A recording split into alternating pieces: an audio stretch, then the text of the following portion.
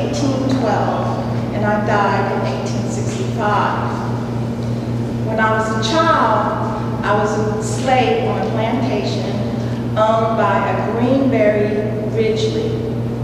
So one day, when I was about 11, Mr. Greenberry woke up and he decided to free all his slaves.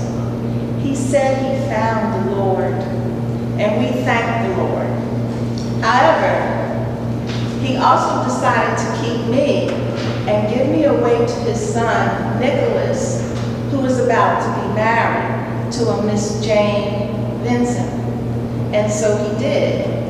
But Mr. Greenberry made his son promise that he would not keep me as a slave, but pay me as a servant. And so therefore, that's how I lived with him throughout my life. Now, when Mr. Nicholas married Miss Jane Vincent, they had 4 children. There was Henry, Thomas, Frank, and Sophia. Not long after Sophia was born, Miss Jane died. And believe it or not, Mr. Nicholas, he married another Jane. Her name was Jane Huntington.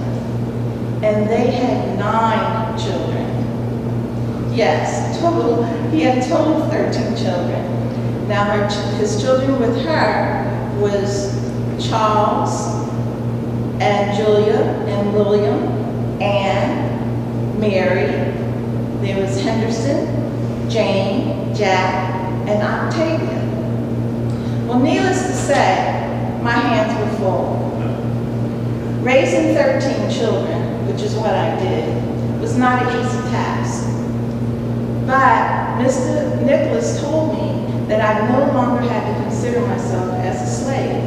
Remember that I was free. But with 13 children pulling on you and asking you everything and wanting everything and needing everything, and some even at the same time, it was hard for me to believe that I was still not a slave. But I looked forward every week to Sundays, because Sunday was my day off. And I was a church lady. I went to church every Sunday. And every Sunday I would dress my Sunday best. And one of my girls, Anne, she made me this lovely hat. She said that every lady had to have a fancy hat to go to her fancy clothes. And I was very happy. She put a lot of time into it, a lot of love, and I wore it with pride. Well, also, the children were very involved with other children. They had their birthdays, and there wasn't enough months in the year for all of them.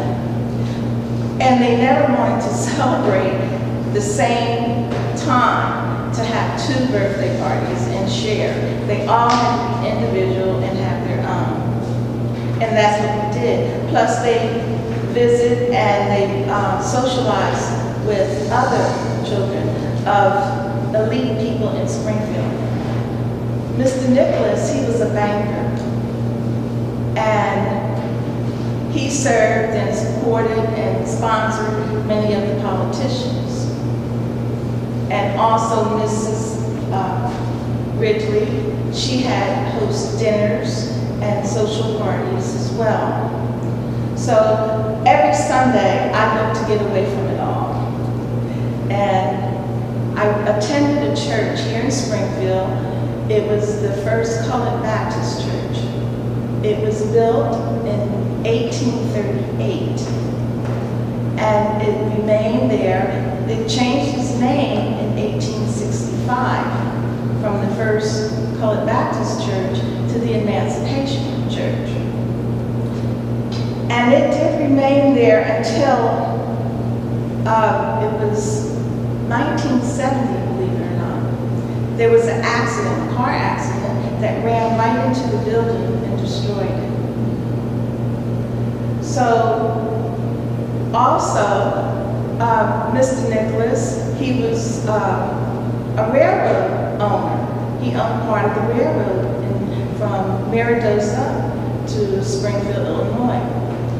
And at that time, he paid $21,000 for that property. And that was a lot of money in that day.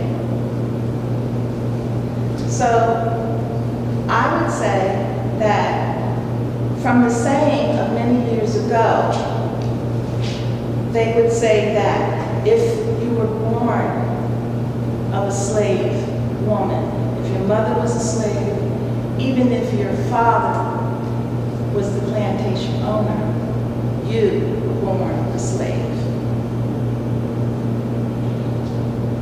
So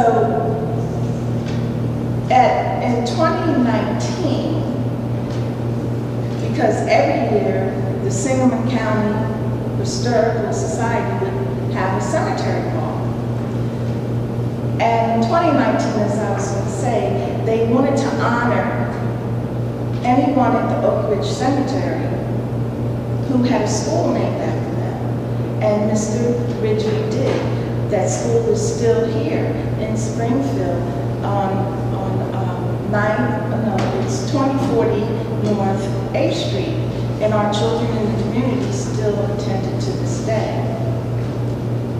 So in doing research to find information about Mr. Nicholas, because they asked me as Rebecca Woods to help honor him and do that presentation, I found in the research the census for 1850 and also 1860, where Mr. Nicholas filled it out himself.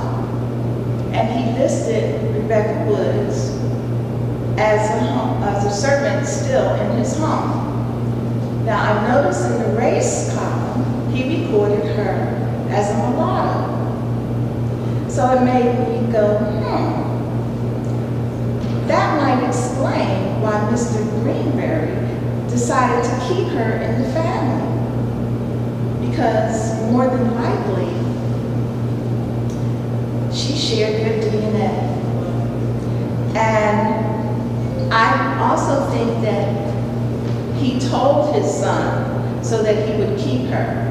Now, the way she became history was because when she died, Nicholas placed an obituary in the newspaper for her. And that was never heard of a black person being in the newspaper with an obituary during that time. And it became talk of the town.